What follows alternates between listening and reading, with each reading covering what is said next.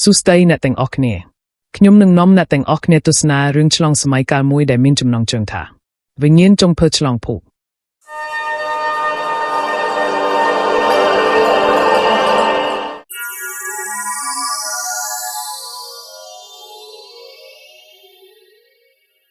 នៅក្នុងទីក្រុងភ្នំពេញដ៏មានញឹកនាពេលបច្ចុប្បន្នភាពល្បីល្បាញរបស់ភោជនីយដ្ឋានរសជាតិអង្គរគឺគ្មានពីរដោយសារស្នាដៃដ៏ប៉ិនប្រសប់របស់ចុងភៅឈ្មោះសុផាតមិនត្រឹមតែជាចុងភៅដែលមានទេពកោសល្យក្នុងការច្នៃប្រឌិតមុខម្ហូបដ៏ពិសេសប៉ុណ្ណោះទេថែមទាំងមានភាពរួសរាយរាក់ទាក់ដែលធ្វើឲ្យភ្ញៀវគ្រប់គ្នាចូលចិត្តគាត់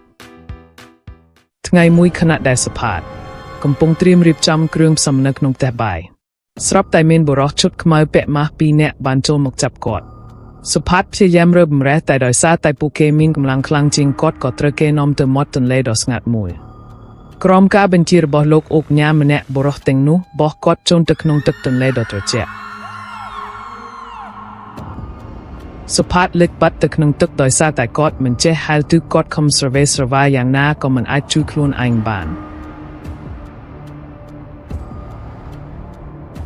មួយសន្ទុះក្រោយមកវិញ្ញាណរបស់គាត់ក៏បានចាក់ចេញពីរាងកាយហោះរសាត់ទៅតាមខ្យល់យ៉ាងលឿន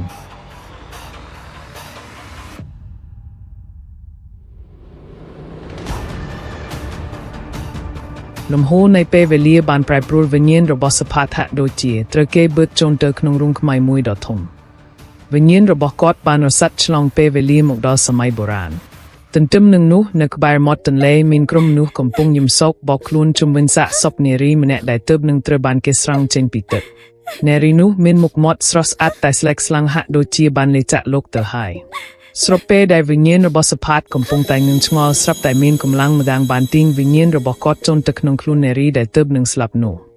មួយសន្ទុះក្រោយមកត្របក់ភ្នែករបស់នារីនោះក៏បើកឡើងយឺតធ្វើឲ្យក្រុមគ្រួសារដែលកំពុងតែសោកសៅភ្ញាក់ផ្អើលយ៉ាងខ្លាំងនារីនោះគឺនីតាជាកូនក្រមុំរបស់អ្នកនេសាទដ៏ក្រីក្រម្នាក់ដែលទើបតែលង់ទឹកស្លាប់ប៉ុន្មានម៉ោងមុននេះតែពេលនេះនីតាលែងជានីតាដូចមុនទៀតហើយព្រងវិញ្ញាណរបស់ចុងភៅសុផាតបានចូលមកសន្ធិដ្ឋនៅក្នុងរូបរាងកាយរបស់នាងបាត់ទៅហើយសុផាតខំរត់ទៅមាត់ទឹកឆ្លោះមើលមុខខ្លួនឯងហើយនិយាយថាទេមិនពិតទេមែនទេហេតុអ្វីខ្ញុំជួបរឿងបែបនេះចប់ហើយមុខដ៏សែនសង្ហារបស់ខ្ញុំបាត់ទៅណាហើយនេះជាអ្វីនំប៉ាវពីរធំនេះហើយអាអូនតូចខ្ញុំបាត់ទៅណាព្រំលិខិតអើយម្ដេចអ្នកលេងសើចនឹងខ្ញុំម្លេះព្រំលិខិតអីឈួតចឹងអូយខ្ញុំជេរលេងទេកុំខឹងអីសុផាតបានត្រឹមតែអង្គុយយំសោកសៅត្អូញត្អែទៅកាន់ព្រំលិខិត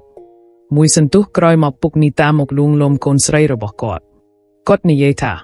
កូនផុតគ្រោះហើយណាឲ្យពុកសុំទោសដែលមើលថែកូនមិនបានល្អ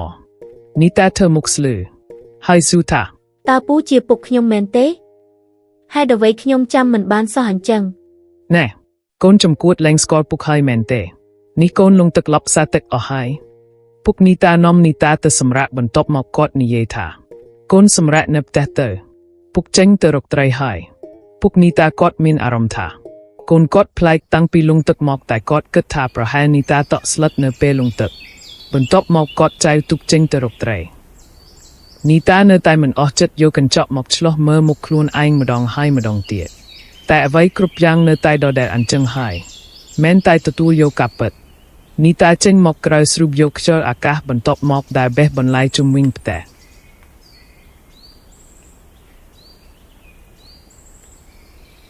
ថ្ងៃនេះពុកនីតាមកវិញបានត្រីច្រើនណាស់ចំណែកនីតាវិញមិនបងអង្គយូរយកត្រីទៅធ្វើយ៉ាងស្ទាត់ជំនាញ